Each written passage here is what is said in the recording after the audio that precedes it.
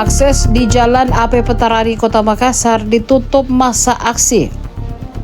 Pengendara yang hendak lewat di jalan tersebut, tepatnya di depan kampus Universitas Negeri Makassar, terpaksa harus mencari alternatif lain.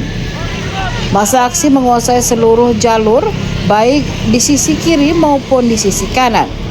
Pantauan Tribun Timur di lokasi, akses jalan di sebelah kiri, tepatnya di depan gerbang Menara Pinisi, diduduki oleh massa dari Badan Eksekutif Mahasiswa atau BEM Fakultas Teknik Makassar. Sehingga pengguna jalan dari arah kantor DPRD Kota Makassar menuju ke Jalan Sultan Alauddin harus berbelok ke Jalan Yusuf Dengawing atau Jalan Mapala. Beberapa pengendara juga memilih untuk putar balik di U-turn di depan Rumah Pemenangan Mulia. Sementara di sebelah kanan, tepat di depan Hotel La Maca, jalanan dikuasai oleh mahasiswa Fakultas Ilmu Keolahragaan dan Kesehatan atau FIKK. Penutupan jalan tersebut membuat pengendara harus berbelok ke Jalan Andi Jemak. Jika ingin kembali ke Jalan AP Petarani, mereka bisa lewat Jalan Andi Jemak, kemudian belok kanan ke Jalan Bontomene.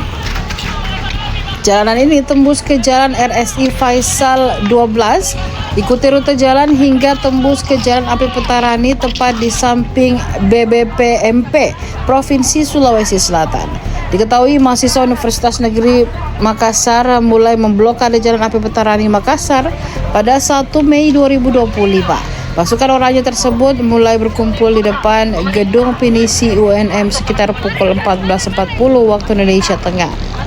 Pantauan Tribun Timur, kendaraan yang melintas di depan kampus UNM mulai terhambat.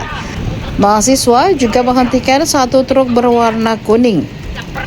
Truk tersebut digunakan sebagai panggung aspirasi. Aksi bakar ban juga dilakukan oleh mahasiswa. Mereka turun ke jalan untuk menyuarakan hak para buruh pada Hari Buruh Sedunia.